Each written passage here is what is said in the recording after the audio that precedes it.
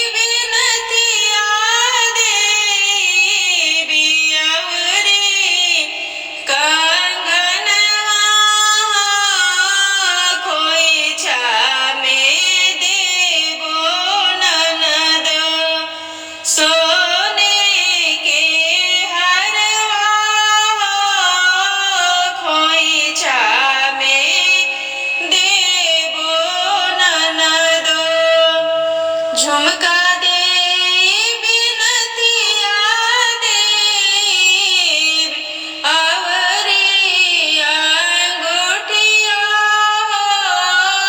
खोइचा में देबो ननदो सोने के कंगनवा खोइचा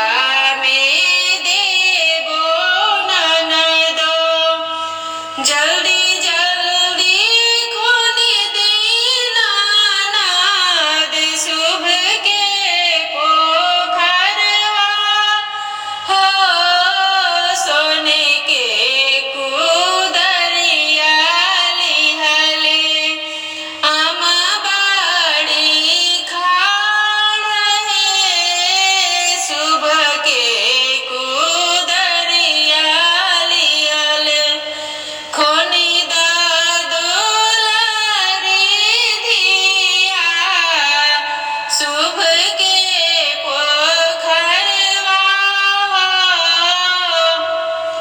शुभ के